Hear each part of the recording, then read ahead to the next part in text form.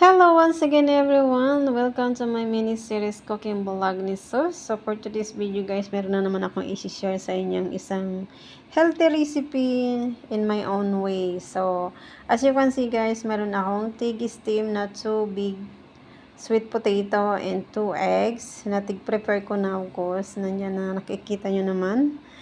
Ayan, nagbo-voice over tayo sa aking vlog for today kasi maingay nung nagbibideo ako guys. So, I decided to do voice over on my video.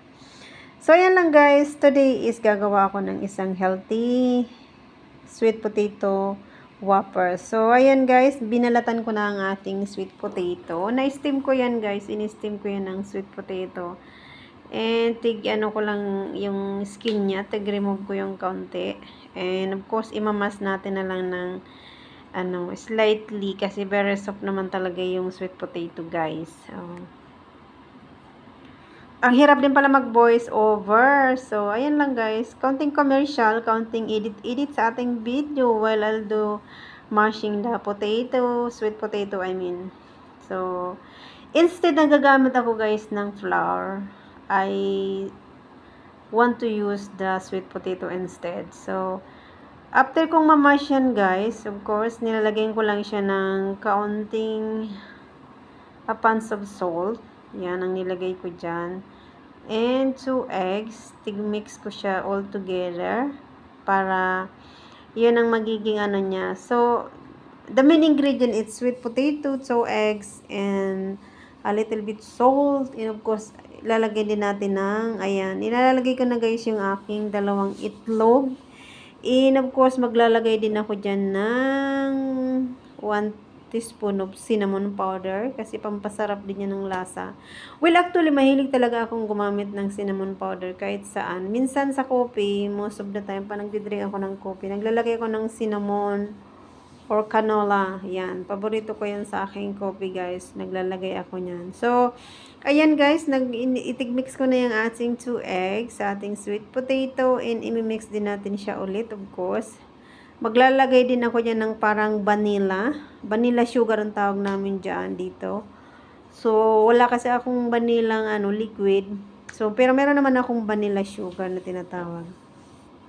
Para siyang powder, pero vanilla din siya. So, ayan. Mix lang natin ang ating sweet potato until mag-combine ang ating mga ingredient. And naglalagay tayo ng kaunting dyan, salt. Ayan.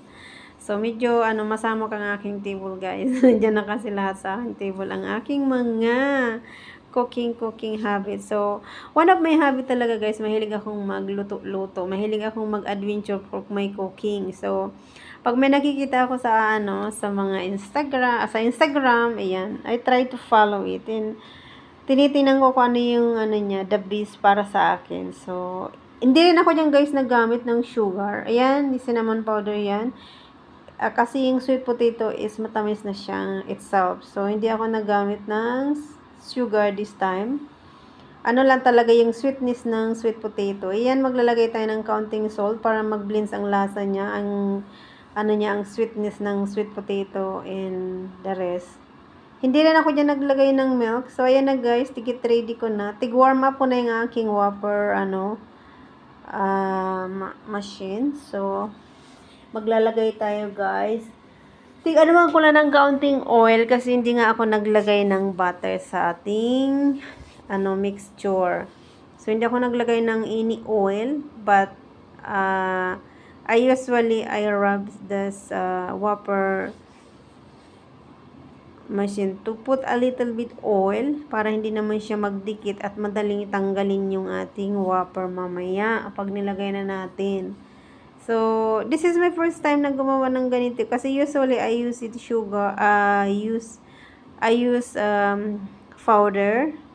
flour, I mean, or sometimes I also use oatmeal powder, but I saw this recipe on the Instagram, so I try to follow it. So, ayan guys, tig-warm up na lang natin ang ating whopper, machine. Tig-warm up ko siya para mag-init, and Mamaya-maya makikita nyo naman ang ating Whopper. It's very smooth siya talaga guys kasi it's really tasty.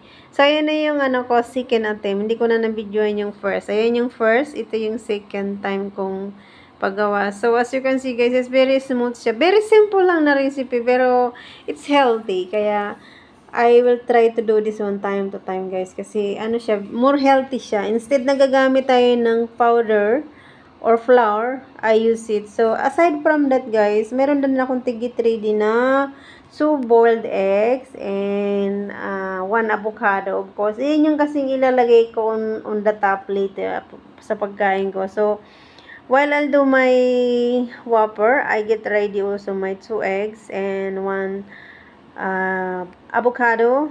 Kakat lang natin siya, guys. And imi-mix din natin siya. Ayan, fill up ko na ang shell ng ating eggs na dalawang itig-boiled ko. Ayan, tig-mix ko din siya guys para maging siya parang, but hindi ako naglagay ng anything there. Ang nilagay ko lang talaga dyan is a little bit black pepper powder and a little bit salt. Yun lang ang nilagay ko dyan. The rest, no. Actually, in the original recipe, I saw it mayonnaise, but I don't like it. I don't like to add mayonnaise. But some people like mayonnaise. But me, I don't like mayonnaise. If I like to use mayonnaise, maybe I share also here in the next time of my vlog. I do my own mayonnaise. Not the one I buy in the market. Because I do believe hindi siya masyadong healthy. So, I try my own way. I try my own recipe.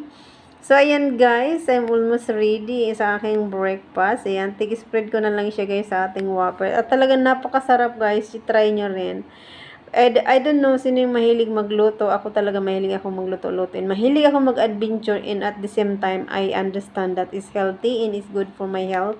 So, talagang inaano ko siya. Ang sobrang sarap niya guys. Tapos, may kapartner siya ng black coffee na wala ding sugar. So, ayan. Ang sarap niyan, guys. Super, super, super. I could really recommend this. I call this one sweet potato Whopper. So, kasi I didn't use flour for this recipe. Instead, I use steamed sweet potato. So, ayan talagang aking ginamit. And at the same time, hindi rin ako masyado nagamit yun ng oil. Kaunting-kaunti lang doon sa ating hulmahan. So, kung nakikita nyo naman ang aking ginawa. So, ayan guys, ready na ang aking breakfast for today. And thank you sa inyong pag-support sa aking mga sinishare na cooking tips. I hope you enjoy watching. And thank you everyone. God bless. And thank you for keep supporting on my sharing video, on my cooking habit. I love talaga cooking guys. Mahilig akong mag-adventure about cooking. So, I really enjoy it. At the same time, I really enjoy also eating what I did. So, ayun lang guys. Thank you.